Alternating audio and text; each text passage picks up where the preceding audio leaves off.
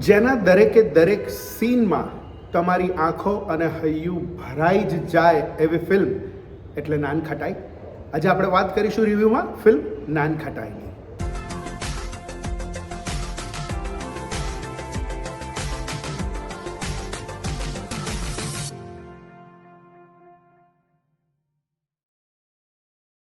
નમસ્કાર દોસ્તો, હું છું ગર્વથી ગુજરાતી વિપુલ અને તમે પણ ગર્વથી કહો હું ગુજરાતી.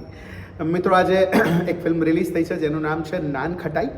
અને નાનખટાઈ પ્રીતભાઈએ લખી છે અને ડિરેક્ટ કરી છે. બહુ જ સુંદર ફિલ્મ બનાવી છે, બહુ જ અદ્ભુત ફિલ્મ છે.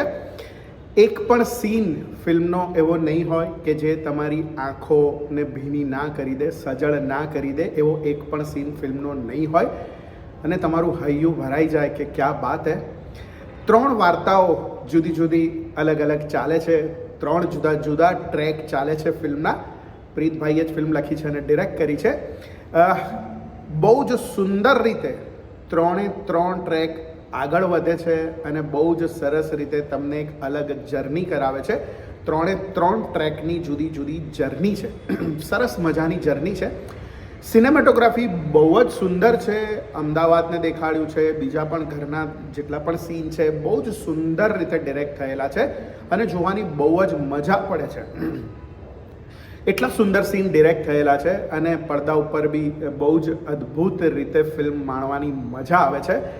મેં કહ્યું એમ કે મોટા પડદા ઉપર કેમેરા દ્વારા લખાયેલી કવિતા છે આ ફિલ્મ. અદ્ભુત ફિલ્મ બનાવી છે. મુખ્ય કલાકારોની વાત કરીએ તો સુપરસ્ટાર હિતેન કુમાર, મિત્ર ગઢવી, તત્સત મુનશી, માઇકલ ઉર્ફે મયુર ચૌહાણ, દીપ વૈદ્ય, ઈશા કંસારા, તર્જની ભાડલા, દીક્ષા જોશી, કલ્પના ગાંગડેકર, અલ્પના બુચ, ભરત ઠક્કર, અર્ચન ત્રિવેદી અને બીજા પણ ઘણા બધા કલાકારો છે. બધા જ કલાકારોનો અભિનય અદ્ભુત છે. બહુ જ સુંદર પરફોર્મ કર્યું છે બધાએ. દરેક કલાકારે પ્રીતભાઈને ખૂબ ખૂબ અભિનંદન કે દરેક કલાકારો પાસેથી એમના ભાગે જે કામ આવ્યું છે એમને અદ્ભુત રીતે કઢાવવામાં આવ્યું છે એમનું કામ. દરેક કલાકારનો અભિનય બહુ જ સુપર છે. જે તે રોલમાં જે તે કલાકાર છે એમણે બહુ જ ગજબની એક્ટિંગ કરી છે. ફિલ્મના ગીતો પણ એટલા કર્ણપ્રિય છે, એટલા સુંદર સોંગ છે અને તમને જ્યારે પણ આવે છે સોંગ ત્યારે એમ થાય છે કે વાહ ક્યાં બાત હે.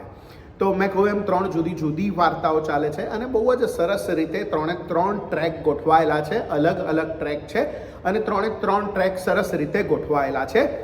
સૌથી વધારે જો મને કોઈની પણ એક્ટિંગ ગમી હોય તો એ છે ઈશા કંસારાની. ઈશાવાળો ટ્રેક બહુ જ સુંદર છે. તત્સત મુનશી અને ઈશા કંસારાવાળો ટ્રેક બહુ જ સુંદર છે અને એમાં બહુ જ મજા આવે છે. બહુ મેચ્યોરિટીથી ઈશાએ એક્ટિંગ કરી છે. બધા જ કલાકારોનો અભિનય સુંદર છે, પણ સૌથી વધારે જો કોઈ ટ્રેક મને ગમ્યો હોય તો એ ઈશા કંસારાવાળો ટ્રેક છે અને બહુ જ સુંદર ટ્રેક છે. પછી મને હિતેન કુમાર, માઇકલ અને કલ્પના ગાંગડેકર વાળો ટ્રેક પણ સૌથી વધારે ગમ્યો. માઇકલ અને તર્જની ભાડલા વાળો ટ્રેક પણ બહુ જ સુંદર છે. બધા જ સીનને બહુ જ સરસ રીતે કેપ્ચર કરવામાં આવ્યા છે, બધા જ ટ્રેકને. મિત્ર ગઢવી અને દીક્ષા જોશીનો પણ સારો ટ્રેક છે. દીપ વૈદ્ય એમાં ગેસ્ટ અપિયરન્સમાં છે અને બધા જ ટ્રેક જુદા જુદા પોતપોતાની રીતે સરસ રીતે આગળ વધે છે.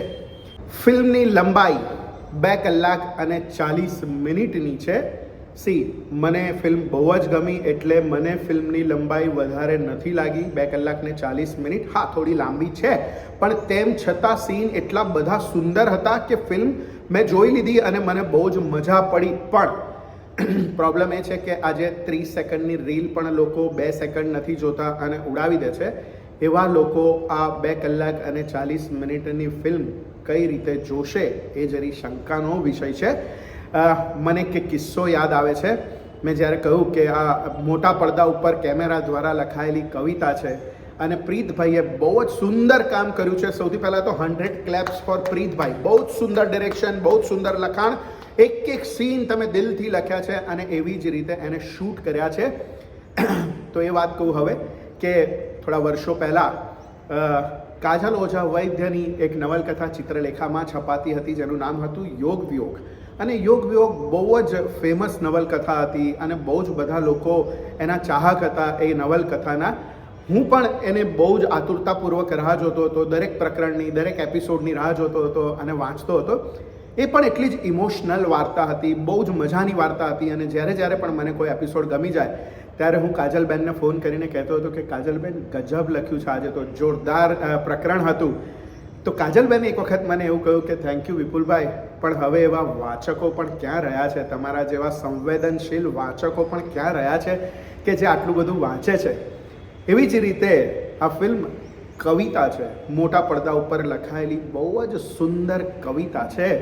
પણ આજના જમાનામાં 30 સેકન્ડની રીલ પણ નહીં જોઈ શકનારો પ્રેક્ષક 2 કલાક અને 40 મિનિટની આ ફિલ્મ કેવી રીતે જોશે? બાકી ફિલ્મ બહુ જ સુંદર છે, બહુ જ અદ્ભુત છે. બીજી એક મર્યાદા એ છે કે ફિલ્મ કદાચ ખોટા સમયે રિલીઝ થઈ છે. ફિલ્મ એવા સમયે આવી છે જ્યારે વર્ષ લેવલ 2 અને બચુની બેનપણી બંને સફળતાપૂર્વક ચાલી રહી છે, ધમધોકાર ચાલી રહી છે. એકવાર નાનખટાઈની રિલીઝ પોસ્ટપોન થઈ હતી અને આજે ફરી રિલીઝ થઈ છે, પણ આજે પણ એને બહુ જ ઓછા શોઝ મળ્યા છે બિકોઝ ઓફ વર્ષ લેવલ 2 અને બચુની બેનપણી. તો આટલી સુંદર ફિલ્મ ઓછા શોઝને લીધે અને ઓલ ટાઈમના શોને લીધે કદાચ વેડફાઈ પણ જઈ શકે છે. પણ હું એવા લોકોને રેકમેન્ડ કરીશ કે જે લોકોને નવલકથા વાંચવામાં ઇન્ટરેસ્ટ હોય, હજી પણ નવલકથા વાંચી શકતા હોય, એક ઇમોશનલ જર્ની અગર માણી શકતા હોય, એવા લોકોએ આ જબરજસ્ત ઇમોશનલ રાઈડ બિલકુલ ચૂકવા જેવી નથી. તમે આ ફિલ્મ જરૂરથી જોજો, તમને બહુ જ મજા આવશે. મજા પડે એવી ફિલ્મ બનાવી છે પ્રીતભાઈએ. કોંગ્રેચ્યુલેશન્સ ટીમ નાનખટાઈ એક સુંદર ફિલ્મ આપવા બદલ. હું આ ફિલ્મને મારા તરફથી 3.5 સ્ટાર આપું છું. તો દોસ્તો, તમે હજી સુધી પણ મારી આ ચેનલને સબસ્ક્રાઈબ ના કરી હોય તો જલ્દીથી સબસ્ક્રાઈબ કરી લો. તમને મારો આ વિડીયો ગમ્યો હોય તો એને લાઈક કરો, શેર કરો. તો મળીએ દોસ્તો નવા વિડીયોમાં નવી વાત સાથે. ત્યાં સુધી સ્વસ્થ રહો, મસ્ત રહો. આવજો.